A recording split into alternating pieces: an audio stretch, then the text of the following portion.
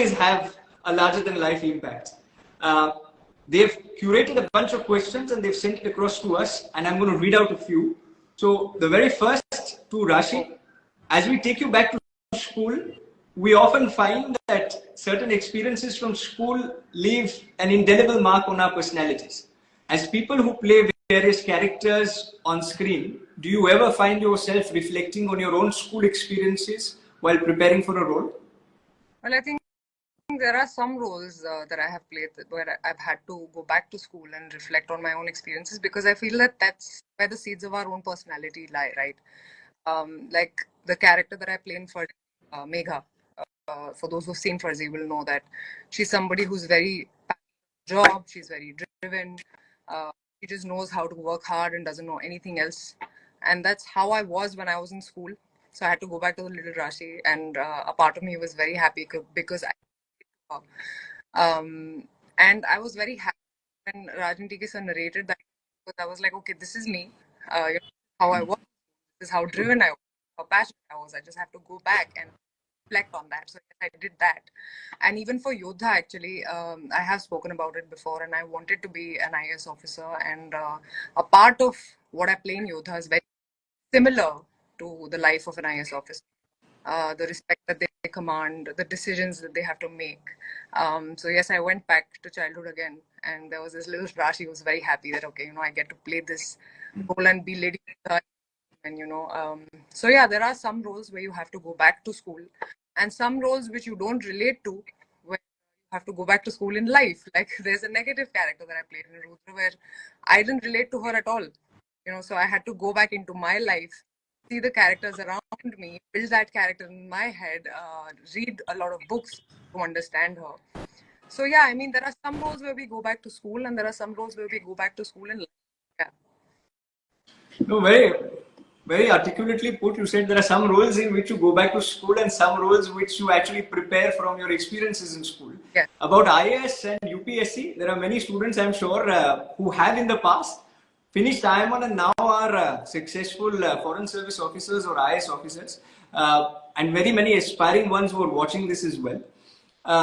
Let me take that question to Siddharth and ask him, saying, are there any particular memories or lessons from your school days that have shaped your personality? You know, is there any incidents from school that you remember very clearly and vividly that has shaped you and made you Siddharth?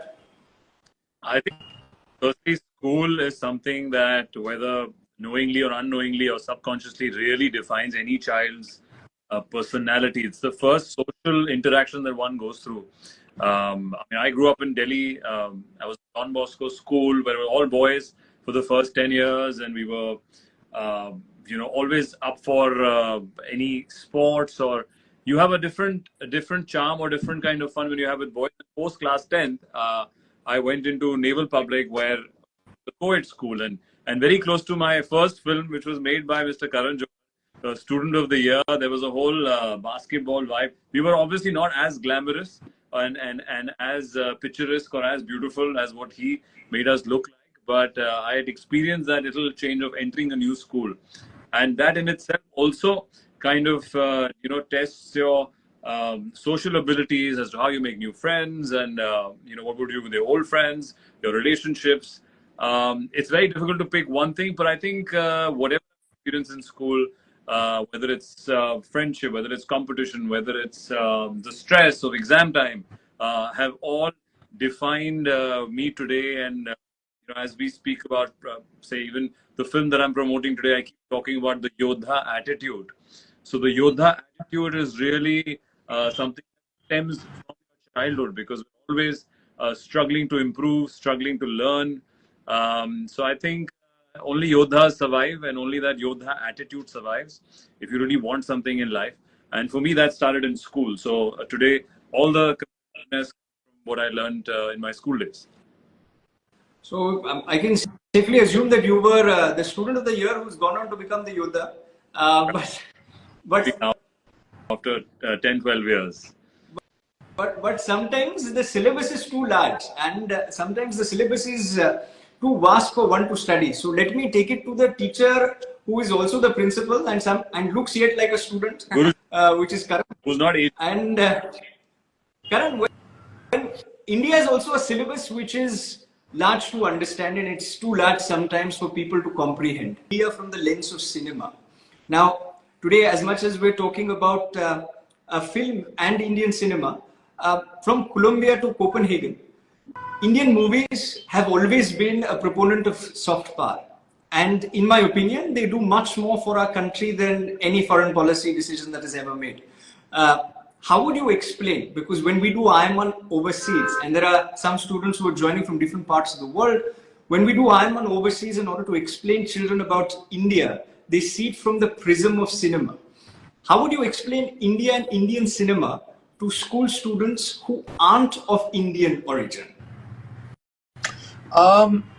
The first thing I would say about Indian cinema that sets us apart from any cinema in the world is that much like theater, we have an interval. So we don't follow a solid 3-act structure like all cinemas of the world do, which is a seamless running film. We actually break narrative at half point and then we restart our film again, which means we actually have to peak twice in our film. You peak once right prior to interval when you have the big bang interval, and then you peak again pre-climax, climax. So our writing style, our screenplay structure is always skewed to a midpoint stop, which doesn't happen, Rishabh, to any other cinema in the world. The other part and component of our cinema is that, barring the fact that we are dramatic, sometimes melodramatic, and we walk around with our emotions on our sleeves, we are unabashedly emotional as people, as a community, as Indians. We're emotional beings, and so is our cinema. With the result, everything is heightened to the power of 10.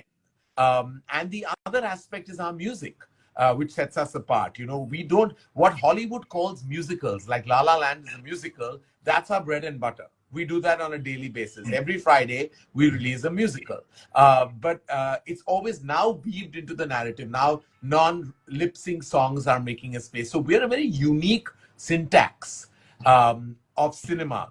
To understand us, you have to watch a lot of us, and you have to walk in knowing that you have to submit to the hyperactive emotions, the heightened drama, and the absolute abandon in which our narratives are woven and structured. There is no straight line to our films. We actually walk very tall with our deep level of emotionality, as well as the kind of syntax we have is just not similar. So when you watch a film of ours, like I remember showing Kabhi Khushi Kabhi Gum to the Cannes market, I remember, which was a good 23 years ago. And when the film broke for interval, everyone there were 1,000 people that were French and German and Italian, so many Europeans watching it. Everyone thought the film was over. They didn't know that there was an hour and a half left, or rather an hour and 45 minutes left. And I was like, please, I had to make an announcement, say, please don't leave. The other brother has to come and bring the family back. And they were like, what? There's another hour and a half more. And I said, yes, we make long movies. But by the end of it, there was a German gentleman who came to me. He says, you know, Mr. Johar, I don't think I've cried so much in my entire life. And he was a fairly elderly gentleman, as I have in this 3 hours and 32 minutes. Because I said, he's saying, why is your film so emotional? I said, those are the people we are. We're emotional beings. No, sure. And Indian cinema and the cinema that you make and the cinema that is seen across the world, and of course, for the large part, representation of Indian cinema has been through the